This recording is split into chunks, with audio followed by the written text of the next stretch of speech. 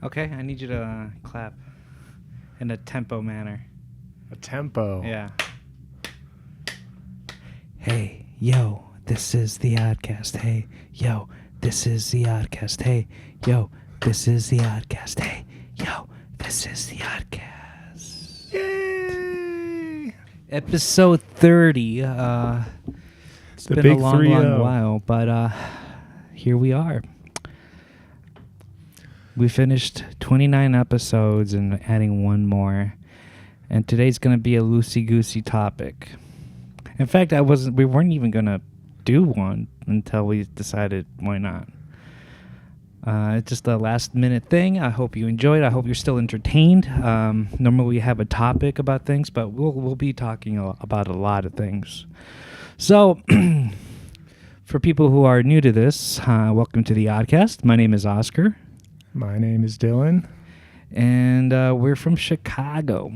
And we talk about music and art, but we talk about a lot of things in between.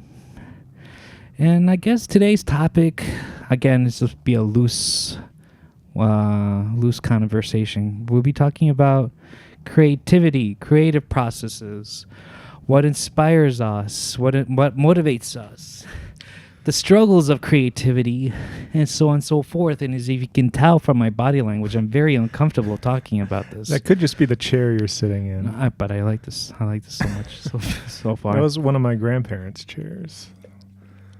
From your papa's side or your mama's side? My mom's. Mom's side. And yeah, they're not very comfortable. I think they need to be reupholstered or stuffed or something. I mean, it's comfortable. I like it. So, Dylan, it's been... Last time we hung out, last time we talked was September 27th, 28th of 2024. And now we're in November. We're like 2 weeks-ish away, less than 2 weeks away of Thanksgiving. Oh, yeah. Less than 2 weeks. So how have you been? How are you? How's life? What's new with you? Life is good. A lot of new changes, stuff I don't think I should talk about on a public forum like this, but... We can be as discreet as possible. Well, I'll just say things are good. Life is good. Feeling optimistic. And yeah. Well, I was literally just telling you before this started, like, God, there's so much I want to say, but I feel like I'm feeling more guarded on the podcast. Okay, how about this? Without getting into too much details, and if I do go into details or if I'm saying something you don't want to hear, because obviously you're putting some kind of boundary, which rightfully so. Mm-hmm. You back in your past, you had a certain experience, or I wouldn't say experience. A practice. You practiced something and you stopped doing that practice, and you're changing your new life through it, and it's been a rough uphill battle for you, but you are saying that you are doing better. That's a very elegant way to put it. Thank you for explaining it for me. But let's say, what makes it hard? Is it the fact that you relied on it, you were dependent on it? Yes, I get that, but like the withdrawals. Explain to me about that. Like the what I mean by withdrawals is just you're not using it anymore. Okay, we went from a very innocent practice to now not using withdrawal. Not using this practice anymore. Yeah. Okay, so obviously I'll set the record straight. God. I'm no longer ice skating. Okay, perfect.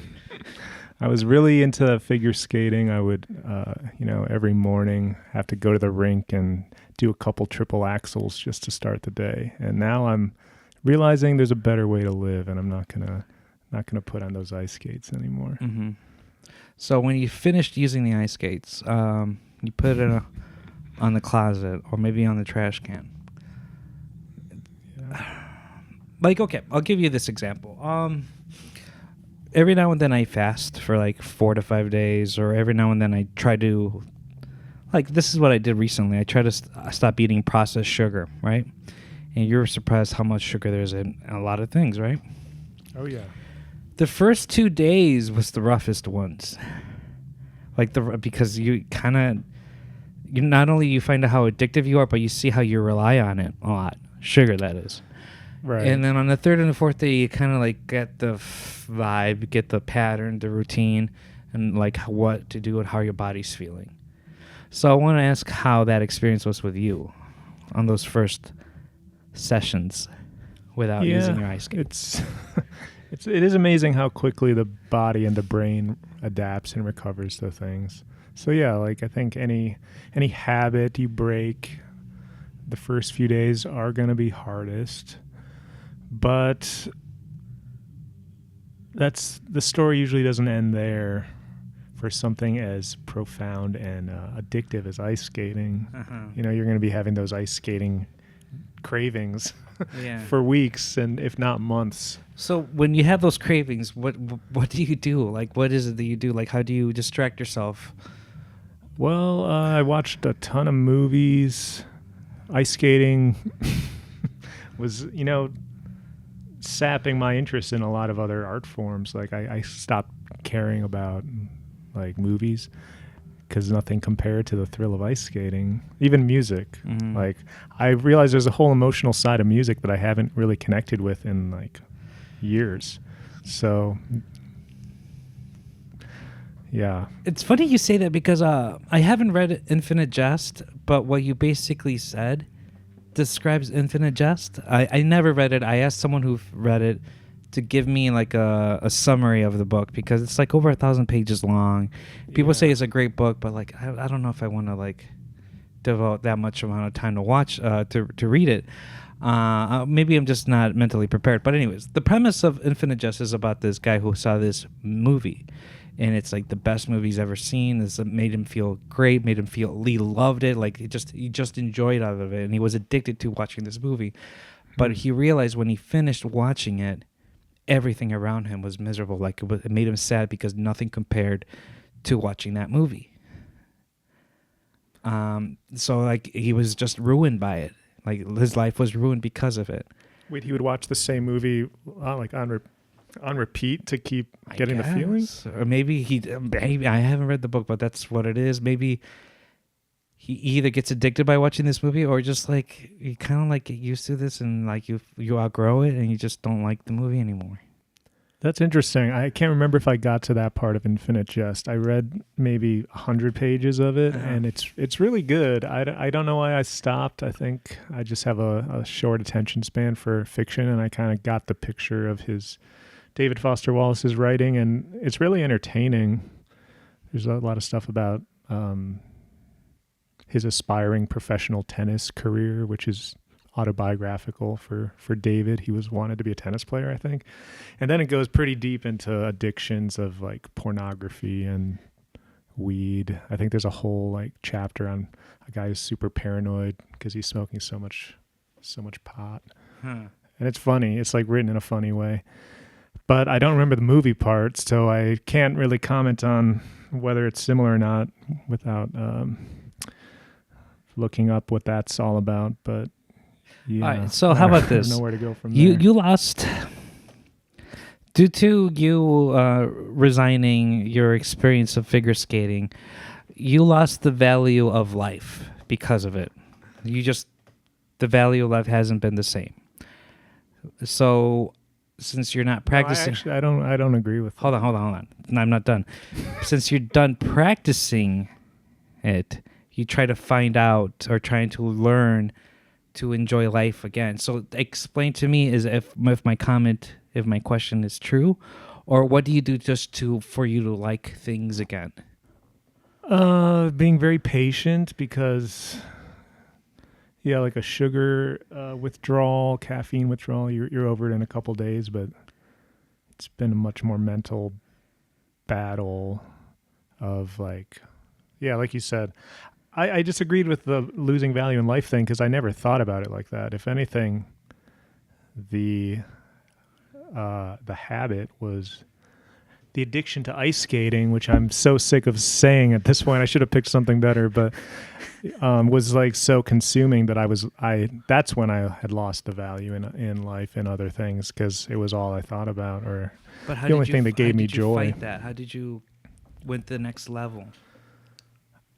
You just fight for staying away from that thing, and that's the only real thing that gives you any sort of motivation or dopamine for a while. Is just like you can take pride in the fact that you're not doing the thing. But it's a lot of pretty dark weeks where nothing really feels exciting or interesting, and you just have to tough it out. And then gradually it's little glimpses of the light, the person you used to be before figure skating. You'll see those, and it's very encouraging, but it's a slow process. I'm still not out of the woods, but that's why I said I'm optimistic. I mean, you definitely fool me, man, because I feel like every time I hang out with you, you're cool as a cucumber about it. But obviously, you know how to put a mask on better than I do. Well, I didn't know that you have these demons. We didn't Or not demons. probably hang out for the worst of it. Like there was a month where it took off the podcast. Even the last 2 months almost, we haven't recorded, and it's kind of partly because I haven't had the energy or the Same motivation here, dude. for it. Yeah, I would say the same thing about me. I just maybe not the energy, but like also just I didn't feel like, yeah, it's the energy. I didn't feel ready. Mm-hmm.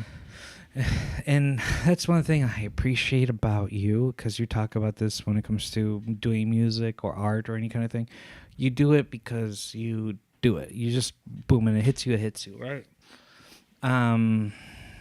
For me, when I do anything, I try to do my best to do it as much as I can, Mm-hmm. but I just don't have the energy. I don't have the motivation to do it. But I do notice if like I'm with a group of people and we like the mutual thing, then I definitely want a pattern. I want to do it as much as we can, make it a routine, do it daily, weekly, regularly. But you're like, no, if we do it regularly, the routine will kill it, you know? You like the spontaneosity. However, I also noticed that you want the spontaneosity to happen regularly. Yeah, I mean, I think the act of creation itself should be pretty intuitive and following what interests you and makes you happy, but there's definitely a discipline side of being an artist, and getting good at anything in this life requires a lot of discipline. And I feel grateful that I had a lot of that when I was younger and put in the hours to develop my craft, but I'm definitely not as disciplined now as I feel like I should be and I could be. Because, adult life gets in the way. Yeah, responsibilities. It's hard because I noticed that about me too. I was more disciplined and more in tune with myself when I was younger, in my like early to mid 20s. And now, the age I am, I just feel like I wish I had that time, that effort, and I'm like losing discipline. Like I don't have what I had, and like, why is it that I used to have it but not anymore? Or is it because I enjoyed it and I have to learn to have that fun again? I don't know. It's just, that's where I struggle. Yeah, there is something to be said for the impact of aging, and being over your mid 30s is the start of a physical and mental decline. And like, not much you can do about that, except I think the discipline becomes even more important as kind of you have less natural energy for it. But I think that's a big part of it. People in their early 20s have you just have like so much energy. Yeah. And everything's kind of new. You're experiencing so much of what life is for the first time that you have a lot of material to make art about. But I think you gain more wisdom and perspective as you get older, and more life experiences too that can be very helpful for making art. So it's a trade-off. You lose some of the like raw, explosive power and motivation, but you gain a lot of material, hopefully, if you live your life. Does this mean you're ready to talk about your creative process? I mean, I'm just going with the flow, dude. I know. I'm just letting you talk. So I feel like we have a big announcement to tell the know about that, podcast dude. community. I don't know about that. Putting me on the spot now, man. Well, you just did that to me. Well, the conversation was kind of brought up like around that, so I'll just go with that. But yeah, we'll see. Yeah, well, you've been writing some fiction, some prose, and it's coming along. You've done a lot. I don't How feel many like how many words how many like pages have you written? That's the crazy part. It's not that much. 20 pages, give or take. Is that like single spaced or is Single it, spaced, yeah. Because 20 single space, like full 11 and a half Yeah. pages in Word or whatever is a lot more than that in a book. Okay. It depends on the book, though. There's some pages that are wordy from certain books. That's true. But I feel like you're close to like novella length. I hope so. I mean, And some of my favorite books I've ever read are actually novellas, like short novels. Did you read Brokeback Mountain? No. I heard that one's a good one. It's a novella? Mm-hmm. Or short story, 60 pages long. It's pretty long for a short story, but wasn't it originally published like in a magazine, maybe? I'm not sure. Episodically or something? A lot of fiction comes out like that, and that's what I've been encouraging you to do. Okay. Maybe by the time this episode finally gets edited, you might have something Maybe I have readable. a new chapter. So for the people who are watching this, I've been writing and I've been sending. When I'm done with a chapter or a part, I email it to Dylan just to get his opinion, and he's so far enjoying it. And I was thinking once I'm done, I don't even know how to start. Like try to find a way to publish it. Try to find a way to like how to distribute this, and I'm thinking either get an editor and publish it or do it DIY and just do it yourself. You know, I'm a fan of the DIY approach, especially nowadays. There's a lot of tools. But if you want a physical copy, I think there's self-publishing on like Amazon or something. I don't want to support Amazon. But like there's ways like I don't know, should I like learn how to bookbind or like try to find the texture of the page versus the texture of the book cover, that kind of stuff. Yeah, all that stuff would be really fun to work on. There's also internet distribution. Yeah. I think a lot of fiction just exists on the web these days, and people read it. Mm-hmm. But try to do e-version of it, ebooks. I will not do an audiobook if that's what you're thinking. That will not happen unless I find someone to talk it out. But I don't think I can do it. Yeah, it'd be cool to get an actor or somebody to read it out. Have you I've listened to a couple audiobooks. Like Jonathan Franzen is one of my favorite contemporary authors, even though I've listened to almost all his novels, but only in audiobook form. I haven't read them, and it's funny that they usually have an actor do voices for each character, and it's kind of goofy. Yeah. Even if there's like an Indian character in one of the more recent books, and they do an Indian accent. This white male actor is impersonating an Indian woman. Oh boy! I think he even like makes his voice kind of high. It seems so politically incorrect, but that's how audiobooks are, I guess. Yeah, I don't listen to that much audiobooks. I try to catch up on my podcast or listen to music, but that's it. I have to be in the right mood for an audiobook, but I found it was very fun to work on a painting for a few weeks and like finish a whole book. Yeah. While you're doing it. Okay, that's cool. So you mentioned process. Like, what is your writing process like? I'm trying to figure that out myself, man. I notice every chapter is almost a different style of book. Well, that which is really cool, honestly. That I'm doing it because I'm trying to be creative, and I'm inspired. Like, I mean, to be a writer. I don't even think I'm a writer because I'm doing this for the first time.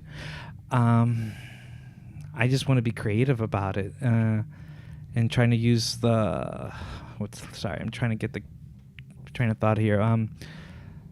the stuff that I read, I'm kind of inspired from that and just trying to have fun with it. And because of the things that I'm reading that inspire me, gives a new birth of what I perceive it as. Are there any literal references to books or authors you like in your story so far? I don't know. That's a good question. If I tell you who I think, like who are the ones that inspire me, then you can see it. Mm-hmm. But like, I don't know. If I don't tell you at all, it's basically open to interpretation. Yeah, I was feeling a lot of like cinematic references. Maybe it's because I watch more movies than I read books. Are you talking about like the style I wrote, like in that certain chapter where I wrote it in a screenwrite script kind of thing? Or are you basically seeing the visuals? Yeah, some of the visuals, and I'm not going to spoil anything about the story, but there's events in it that like. All right, without getting into details of what I wrote, can you think of certain? I'm just curious. Can you think of what movies that inspire you, or what scenes of those movies that you think of when you read my thing? Honestly, there's a lot of horror movies that have a similar setup of, children go to an orphanage or a home and usually it sets up some kind of supernatural horror thing. Which might still happen in your book. It's funny you say that because I did tell you the birth of this book or this story was a meme that I read that said, "Tell me a story, the scariest thing ever, in 3 words." And that's where it inspired. Oh, right. It inspired me to write this, and yeah, maybe I have this horror element to it. What were the 3 words? The first sentence of the book. She said yes. Yes, that's right. Yeah, because I don't know. I remember that we talked a little bit about this on Brooke's episode. What did we talk about? DC Fontaines. Oh. Yeah, we were talking about a little bit because you read like chapter 1 and 2, I believe, and then you started talking about what you thought. we did. Yeah. We did mention your writing. I forgot we did that. No, now I forget what I was gonna say. That it did have kind of a horror. Yeah, it just a horror element, but I just wanted to improvise as I go. But it's funny you say that because I still think to this day some of the most horrific things are things that are happening in real life, or the unquestionable things that you don't know. I think what you don't know is scarier than the stuff that you know. Yeah, for sure. But what horror movies were you thinking? Oh, you said like Orphanage because sorry. Yeah, there's a movie called The Orphanage by Del Toro. No, he didn't do it. He just produced it. Oh. Yeah. Okay. Really? The one set in Spain? Yeah. Well, that's like a common setup for a lot of other movies too, but I can't remember their names. Yeah, I mean, the book has, even though it's like you said, only 20 single space pages, it covers a lot of ground. It goes from like relationship stuff to like socioeconomic commentary. Talking about like the grandmother and her. Oh, like shit. It jumps from. I did talk about that. Yeah. Yeah, there's a lot of like depth, and feels like some of it might have been somewhat inspired by your time working in the funeral industry. It's a very detailed description of a cremation that happens in one of the later chapters. Why am I blushing? I guess in that sense, like, there are certain books out there that are wordy and just full of words to explain something. And there are certain writers out there who can paint you something so strong and powerful with just a few amount of words. Mm-hmm. And I kind of want to try a little bit of the latter, the poetic side of like hitting you with everything with a little amount of words. And I'm just going from there and trying to like make my own reality, make my own world out of it just from those little words. But still, I think the most important thing that I do when I'm writing this is I'm still thinking to myself, what am I still keeping the reader interested? Because I think a big fear I have right now as a writer, right now me trying to write, is I don't want to bore the readers, because I hate that feeling when you're bored and you're reading. Mm-hmm. I hate it, and I just don't want any of that. So maybe it's that fear, the anxiety I have as I'm writing, just trying to keep your attention. I don't know. Yeah, that's interesting, because I feel like every writer is probably trying to not bore the reader too, but what their idea of interesting is usually not universal. Okay. And that's how we get books that people can find very boring, but then other people say like, oh, that's a classic. Like you were reading Ulysses on our trip in September, and you were like reading some of the passages out for me, and it's just like weird, like Irish accented gobbledygook. Yeah, dude, it was a lot of crazy. It was a lot of jargon, a lot of like blah blah blah stuff. It's just weird.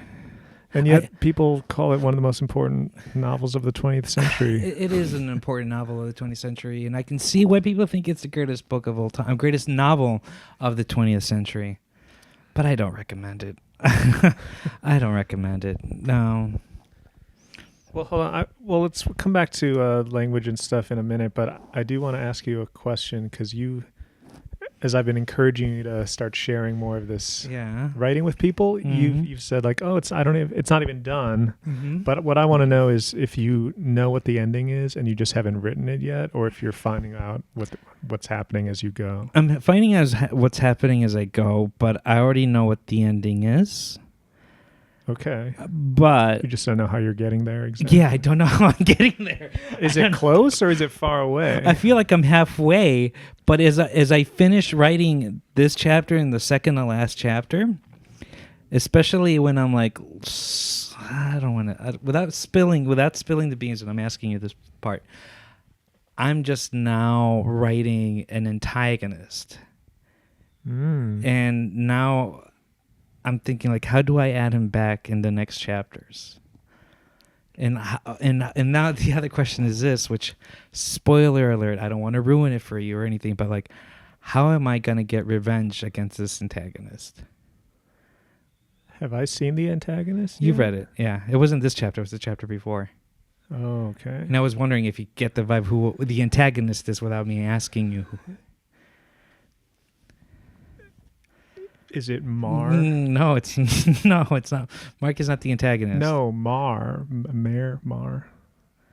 Mr. Mar. Okay. Yeah, yes. You forgot the name of your own character. Yeah, it's because you're saying it in a different way than I pronounce it. How do you say it? I'm not saying it, but yeah, it's that guy. Yeah. Because I asked you some questions by email and you never responded, but I was like, is that inspired by a famous? No, he's not, but I can see why you said that. It's spelled the same way, no. And that's how Bill Maher pronounces his name. M-H-R or M-A-H-E-R. No, it's not that. Pretty sure it is. Okay, we'll talk about it later. It's a weird name to just randomly choose if you're going with a different pronunciation. Yeah. Where do and then like there's every name in the family is like a different ethnic sound to it. Some are like Eastern European names. Some are you like talking African about names. the Mar family, or you're talking about? I'm talking about one of the main characters' family. One of the main characters' family. Without putting in too much detail, or without giving you the wink, I put a lot of thought into the names. No, I don't. A little bit I do, but not as much. But the grandma, I put a lot of emphasis on her name more than anything else. Even though she's just a menu part of the story. Is it because of a certain Sunday morning comic strip? No. Damn, all my references are wrong. Sunday morning comic strip. Yeah, do you know what I'm talking about? Family Circus? Hagar the Horrible? No. I think it's like Viking theme. Yeah, okay. I think that's what it's called. Anyway, I can tell this is making you uncomfortable, so I'll stop giving specific. And also, like, I feel bad for the reader, or for the viewers, like, watching this, and they're like, what are you guys talking about? What's going on? Yeah, I know, but, if they're here, They're probably used to far worse from us. I guess. I guess. I just hope we can still entertain them, and it's still, we're talking about something good. But okay, let me ask you this: since you're reading it, and you're not a reader, so to say, for you it's a struggle to read. Other than you being my friend, because I feel like that's the only reason you might be reading it. But like, what is keeping you still intrigued about this? I guess right now, just seeing how all the different threads are gonna tie together, because there's like 2 or 3 timelines. I think 3 that right now they've actually just started to intersect in the most recent chapters. So I'm excited to see more about that. But it also almost feels like an ending. I thought maybe that was the last one. I'm gonna pay you a compliment. You're picturing my story in this beautiful, amazing form of art, and I'm just gonna feel disappointed. Whoever reads this is gonna be like, "This is what he's talking about? Really? This? This is lame." You're making it sound very grandiose, which I'm kind of like blushing by that, because that's a great compliment. Thank you. I think it's just a literal description that you start in one time and then you go back, and then it feels like you go back again. It's like this series of backstories layered together, and then like genre changes. Randomly, one chapter is written like a screenplay, like you already said. Is there going to be more of that? Or is that a one-off? It depends if I can find the right visuals for it. All right, so without getting into full details, like one of the main reasons why I wrote the script like that is because I did have the visual like of 2 people getting very intimate. But I'm thinking to myself, how can I explain it in a nice way, or what's going on? And if I wrote it like in a literal prose, like, she was on top of him, blah blah blah, and they were enjoying themselves, and like, I don't think it would be fun to read. So I felt like maybe writing it as a script and just telling you where the camera's going, I think that gives you a better visual than me just explaining it. Yeah. I think you're right about that. It would be kind of creepy to read it written out in like detailed prose like the rest of the story so far. So I think that was more enjoyable to do that. Have you read many movies in their screenplay form before? Just 1 or 2. I don't know if I've ever read a whole one, but would that be a common to see like camera motion written in a screenplay? Depending who the screenwriter is. Maybe like an auteur who thinks about their shots. Yeah. From like Tarantino or someone might do that. But I found out that I haven't read any of Michael Haneke's work, but the what people are saying is that his screenwriting is very descriptive and very analytical, and no room for improvisation. So like when he writes this is what he wants. And then when you watch his movies, you're thinking to yourself like, it's because it's very concrete how he makes those movies.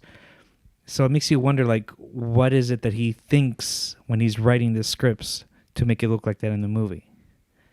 Yeah, that's interesting. I guess that makes it like any writer can use whatever style they want because it's their script to interpret however they want.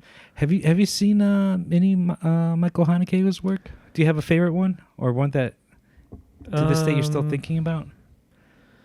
The only 2 I really clearly remember are Funny Games and is it called The Piano Teacher? Yeah, The Piano Teacher. That one screwed me up.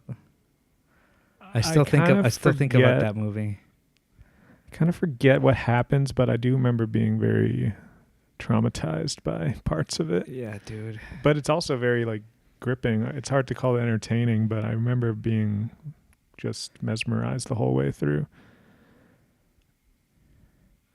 Speaking of which, you saw Incendies since we last talked, and that's another movie that's dude, incredibly hard to watch, but also just you can't look away from it. okay, I don't want to like spoil the movie for anyone who has seen it, but I do want to ask you a question. So without spoiling it, or putting any information of the movie, Mm-hmm. was it me, or did you also feel hope at the end of the movie, even though everything was very sad and finding out the real truth about what everything is happening? Did you feel kind of like relieved from it, like the guilt, the shame is like away now, is gone now? Yeah, I think so. After we were talking about it on text, after you told me you'd watched it, I watched like a clip on YouTube of I think it's sort of the climactic scene when they find out the big secret about their family, and the performance of the lead actress is just, she kind of like lets out this crazy sound, like it's a scream almost, but very guttural, and it's hard to call that like a positive moment, but yeah, it's like the mystery you've been trying to solve your whole life is finally solved, and then you can actually start healing from it. It's something necessary, so I guess it is hopeful in that sense. I don't remember exactly how it ends after that, but yeah. Denis Villeneuve. If you haven't seen Incendies, watch it. Is that your favorite movie from him? No. I like the Dune movies a lot. I think he's a really great director. Oh, I've been wanting to talk to you about this. I kind of I didn't fully pay attention. Maybe you do know more about this. But HBO is doing like a TV series of Dune? Yeah, Dune Prophecy, I think it's called. Now I need to know, like, where in the timeline of Dune is that happening?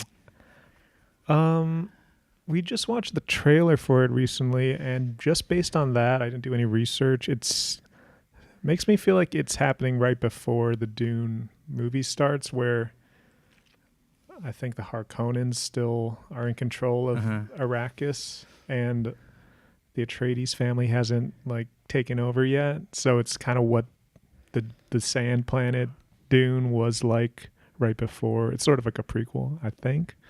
I could be way off. It might be set after what we just saw in like Dune Part 2, but that'd be kind of weird. So I think it is a prequel. After watching these movies, I'm very tempted to read the book or the books, but Yeah, I there's a lot of books. I don't want to, because it's very the volume of it is very intimidating. Very intimidating. It's written in a very because I read the first 50 pages of it. It's written in a very, what's the word I'm looking for, comfort or welcoming way. It's like very straightforward language, pretty easy to get through. Mm-hmm. And if you've seen the movies, you kind of already know where the story's going, so it's pretty easy to follow along, but it has a lot of extra scenes that are different or just reimagined, but it's not that intimidating, I would say. I really like what I've read on Wikipedia plot summaries of what happens? this Dune. Yeah, the overall arc of the story. Okay. I've been wanting to go to YouTube and just finding that out. Just seeing the story of it. I kind of like heard a little bit of what's going to happen, but it's okay. Yeah, it's wild. Okay, I want to change the subject a bit, but we can go back and forth. I just want to confront you about something that you've posted online about your art, and I can see it being true, but at the same time, I'm calling BS on you. You started a new profile on this website about artists. You posted on Friday, the 15th. Yeah. Just promoting yourself, which is cool. But you basically said on the storyline that you're just a artist from Chicago that use art, oil on canvas, that inspired you from your dreams and what else? Fantasies? Subconscious, and your dreams.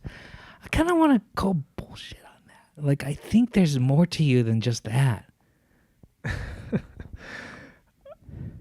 What could be more your core self than your subconscious and your dreams. Okay. To me, that encompasses everything. But like, So obviously, your dreams are about your lived experience too. They're just kind of remixed and jumbled, and that's kind of how I see art. but maybe I'm saying maybe you're using like life or what you read as inspiration to draw something in it, and then giving it its own significance or meaning behind, or maybe you're trying to find meaning behind certain things, like what a beetle means in America versus what it means in Africa. You decided to draw a beetle there. That way the viewer or the art lover can see the interpretation of it. What I'm saying is the art piece that you have, that you are like from learning from memory about how your grandparents' backyard looked, and I think you are the baby, or it's just a baby in general. If my memory serves me correctly, the baby or the baby's cradle kind of turns into an insect or something. Right? Yeah, like a cocoon or a... Was this your like Franz Kafka moment, or what? Or what is it that you're trying to interpret in that? Yeah, no, I mean, it's a good comparison, the Kafka thing. For some reason, I've sort of had a fascination with insects lately, even though I'm not really a fan of insects in real life, but they make good subjects for painting, or I just have fun combining insect imagery with people. It's not really based on anything. That's why I stand by my my statement. Your subconscious and your dreams. Yeah, that's everything. That's your whole experiences and okay. Whatever. So I'm sorry if I'm pulling one of those stereotypes from movies, but like, you know how when you watch a movie and you see a person that's very creative or a painter walk down the street, and they're just walking down the street, but in their point of view, they see something else than just walking on a street. You know? Are you one of those people, or you just, like, if I see a tree, you also see a tree? Or do you see, like, a tree and then something else? Like, do you give it more of a poetic flow to it? No, I think I see the same tree, but if I see something particularly cool looking, I try to figure out what it is that makes it look cool, and maybe use it in a drawing or a painting later. I do that, but I think, well, we all see the world differently, or we don't know how we each see the world. So my question is, how do you see the world? Do you think see it in the subconscious and in dreamlike stance, or what? No. Because like when I see your art, I am thinking to myself, how is it? How how do you distort your own reality? Like, is that how you see reality, or is that how you want reality to be? Like, if people vary in a subatomical No idea what word you're saying. anatomical shape, where they look like kind of like a octopus. I would say that it's not how I actually see the world, but like making 2D visual art is an inherently abstract medium. So just leaning into this, really the shortcomings of the medium is like flattening out space and anatomy and just playing with what makes a human body, the form of a human, look the way it does, and not worrying about making it look real necessarily. Because I lost interest in trying to paint things that just look as realistic as possible a long time ago, because it's just too much work, and like, what's the point? We have cameras for that, and now we have AI for that. Which, by the way, like, do you get recommended any of these reels on Instagram of just AI nightmares, or is it because I keep clicking on them that I keep getting them? No, but I'm getting some AI things that it really does scare me. Well, there's so many versions of the AI social media now, and it's like some are like cute, like a storyline with a cat that's like in human clothes. Have you seen these? And it's like a whole storyline of like a cat. Meow, like, meow, meow, meow. Yeah, there you go. Yes. Those are very cute, and they're clearly all done by AI, and like they're beautiful images that a skilled digital artist would have taken weeks to render all those things, and now an AI can do it in seconds. That's, could be a horrible thing or it could be great depending on your point of view. But there's also like full on videos of just like nightmares that I've seen. A lot of them are mimicking being on a fishing boat and hauling in fish, but the fish are not real terrestrial fish. They're like alien nightmare demons, but it's done in an incredibly realistic way that makes you believe it. And all the comments will be like, is this real? And people will just be like pulling each other's legs in the comments and trying to convince people that it's real. And then other people are like, no, you idiot, it's AI. And I just saw one today that was out the window of a plane, and it's like the Twilight Zone creature on the plane, but it's like a giant monster, like a Titan. Have you seen any of these? Some, like a little bit, the horror AI? A little bit. You got to send me some, by the way. I'll send them next time I see one. It's been several months since we've been talking about AI. Just want to ask you, are you still a supporter of AI, or do you find it scary? What do you think of AI, and what do you think of it to come?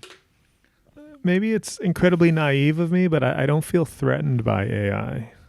I'm amazed by it and how quickly it's developed in such a short time. But even though I want to like make my life about my art, and I don't want to be taken over by AI, or like AI, meaning there's no need for me to make art anymore. I think that would be bad, but I don't think that's going to happen, because you can tell when something's AI, and most people but it's don't. Getting better, dude. It's getting better. Well, it'll be very hard to find if it's fake or not. Yeah, that's true, which is why authenticity and showing, like, in math class at grade school, they'd like, show your work, show how you got there. Like, that's going to become more important. And like physical and traditional art might become more valuable again, because it's made of paint and dirt and oil and or acrylic. It's real stuff manipulated in a skillful way to make an image and not just pixels. I have a lot of respect for digital artists, but they're probably a little more. It makes sense that they maybe would be more threatened by AI. Generative AI is kind of hard to say. So, I mean, I'm not pro AI, but I'm not fighting it. I don't see the point in fighting it. It's hard to fight it. How can you fight it? It's part of the reality. The only way you could fight it is if you make a community to use against it, which will be hard because there's a lot of profit and benefit of using AI.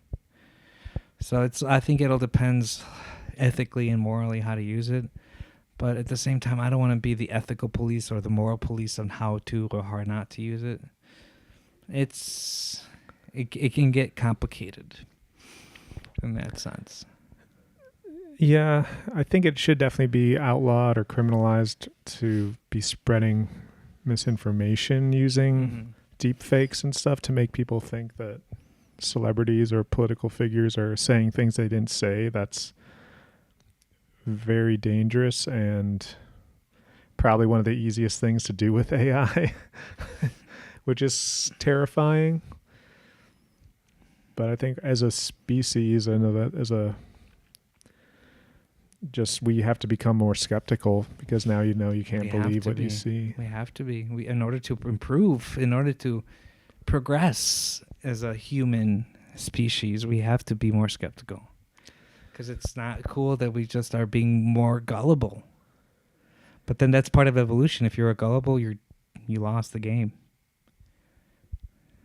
Survival of the smartest. Yeah.